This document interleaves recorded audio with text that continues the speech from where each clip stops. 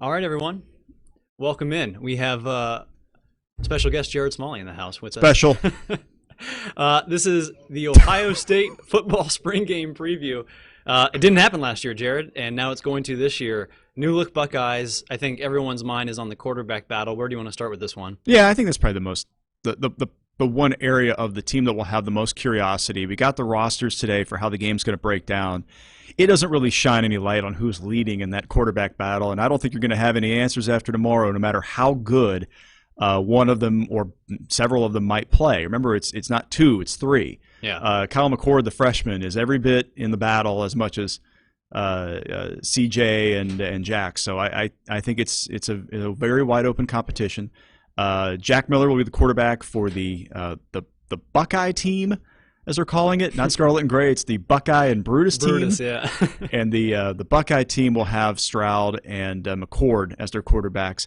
Pretty much a evenly divided scrimmage in the first half, 10-minute quarters. Second half is going to be offense versus defense. You're going to have opportunity to see good against good, and you'll get a pretty good impression on the work they've been able to do over the spring. One important thing, Justin, is no tackling in this. Mm-hmm. That if you've seen a Buckeye spring game, I know it's been a couple years, if you've seen a Buckeye spring game before, that is nothing new.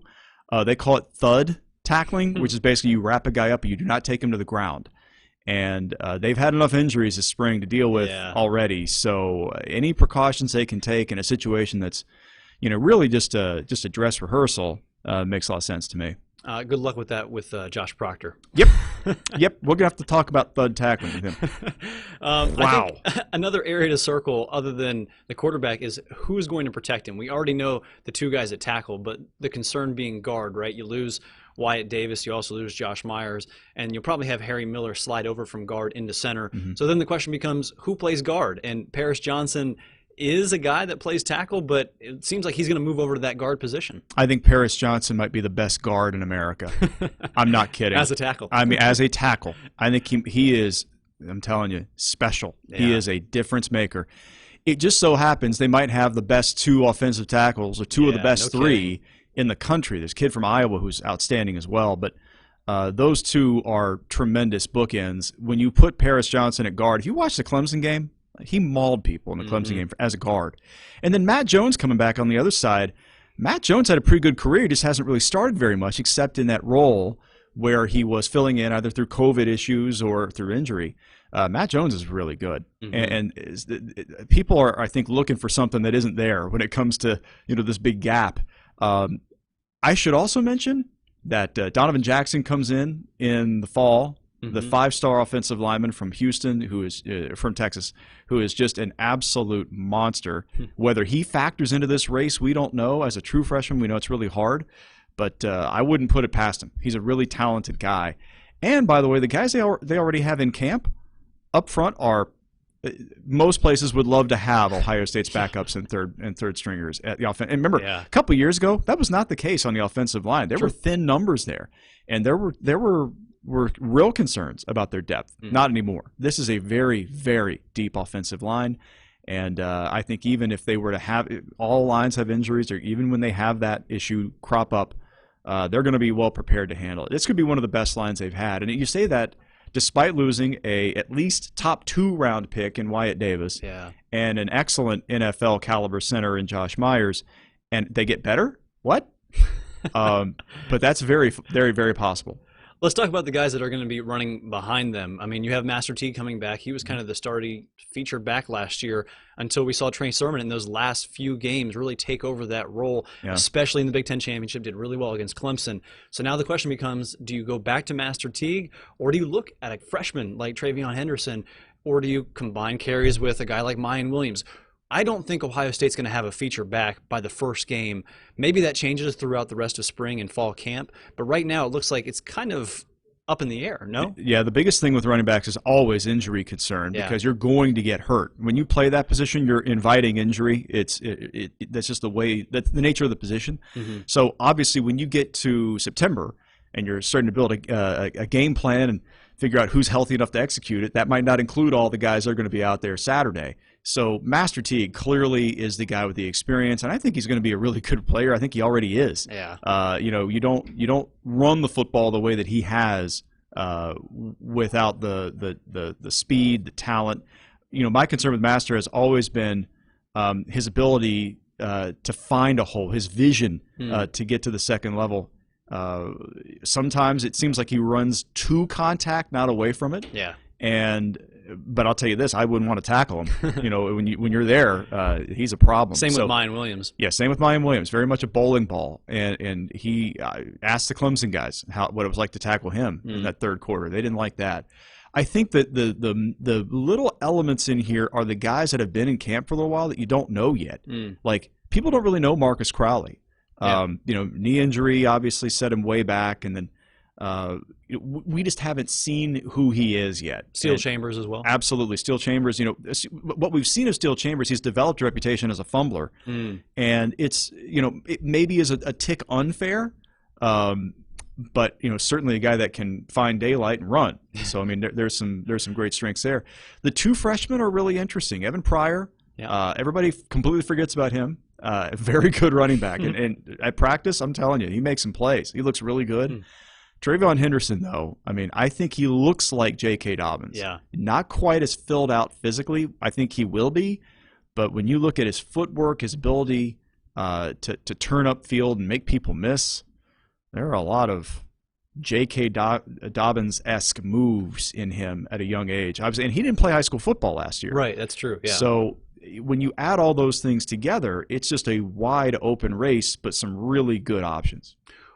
You also look at him and you think, that guy can catch passes out of the backfield too, which is what they like to do a little bit with Trey Sermon towards the end of the year too, and that gives you a little bit more depth. Let's talk about some other guys that are catching the ball. Obviously, we have Jeremy Ruckert at tight end, but then you look at guys at wide receiver, some guys that we really, really know, like Chris Olave, and some guys that are coming up, and some guys that we got a little bit of a look at last year, but not a whole lot, and completely new guys like Marvin Harrison. Take me through some guys that have stood out in this camp to you. So this is going to be the toughest position on the football team to get on the field. Yeah. If you are not Chris Olave or Garrett Wilson, right? Yeah. So they're going to be on the outside.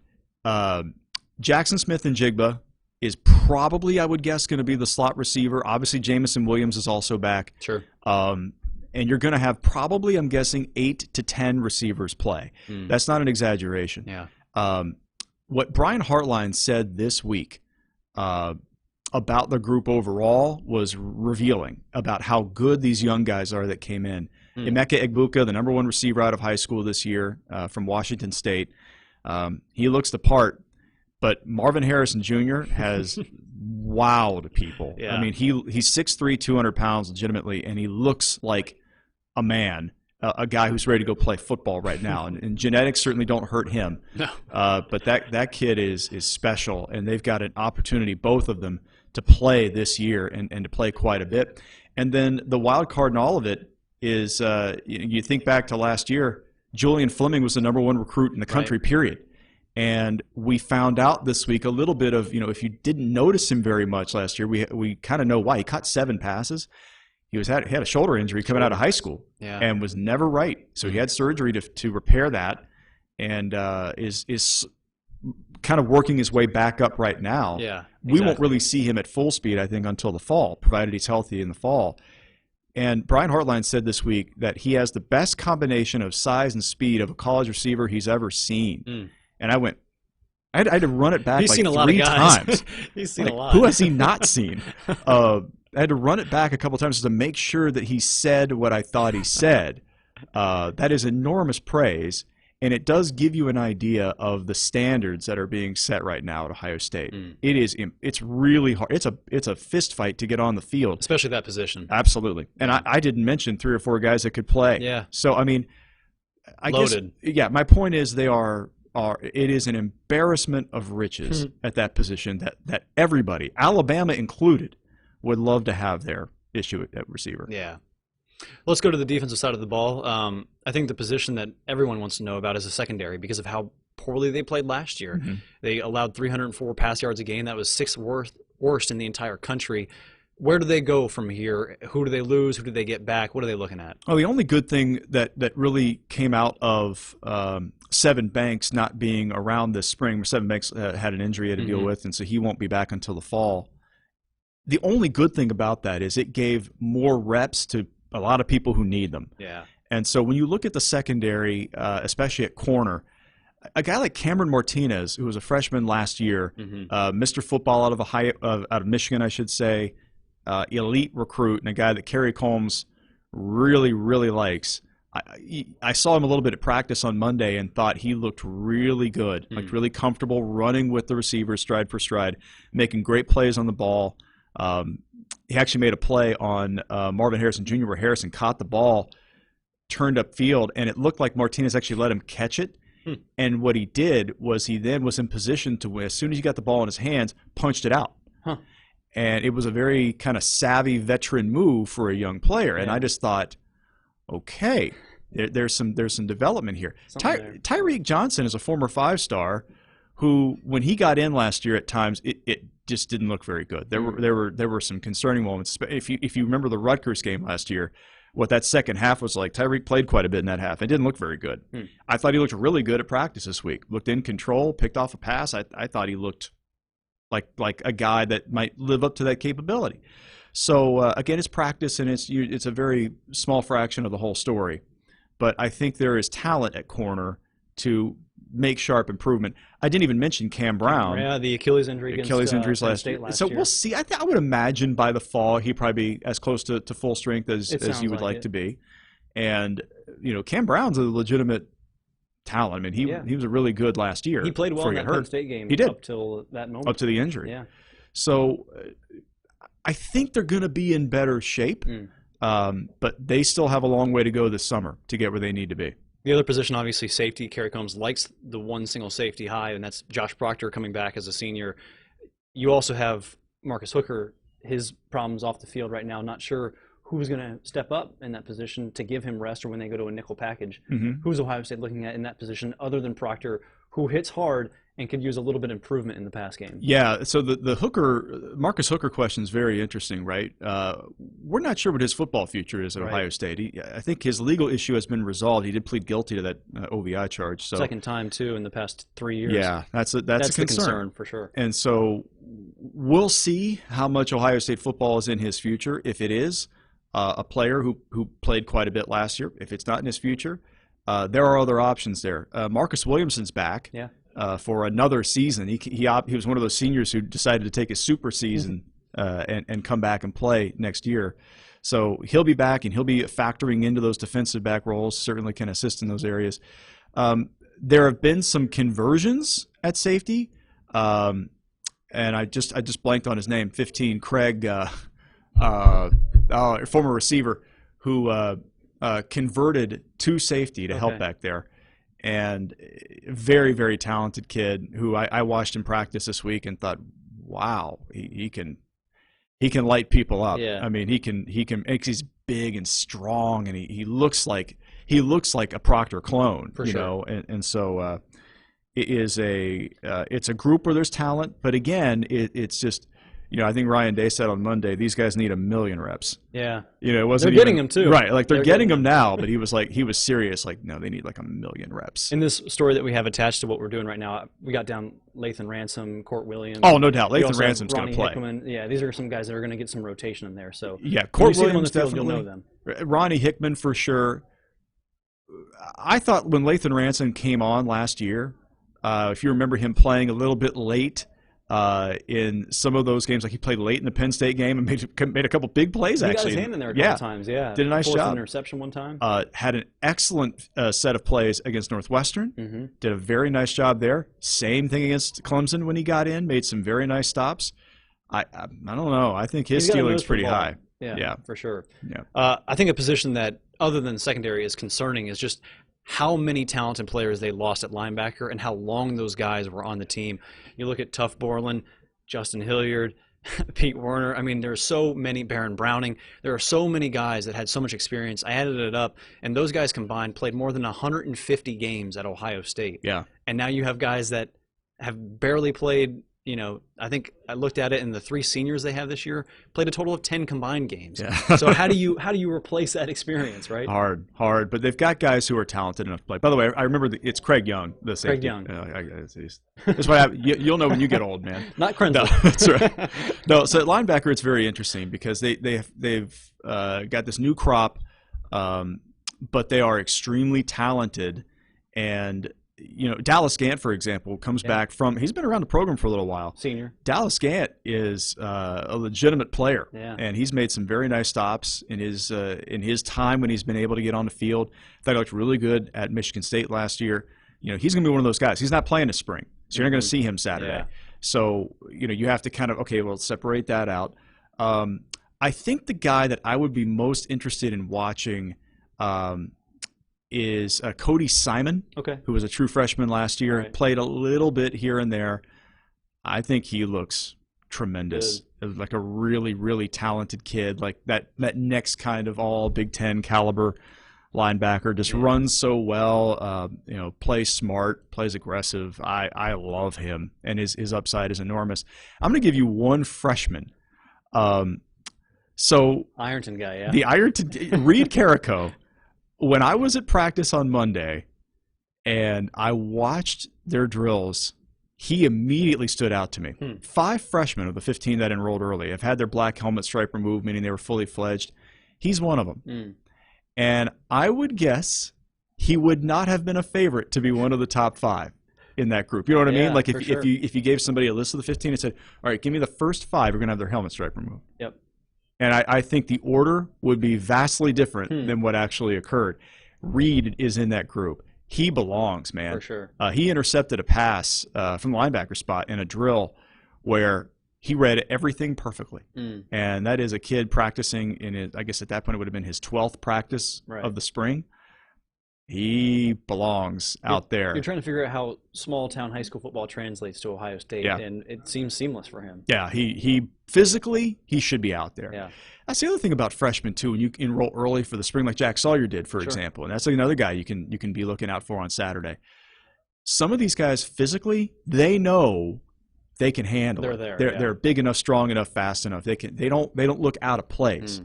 But that is a subset of what's required to be an elite football player at Ohio State. There's an understanding of an offense, understanding of a defense, how you fit in that scheme, how you be a good teammate, how you can assist a play, how you can make a great play without making a tackle, for example, on defense, how you can eat up blockers, how you can be a problem.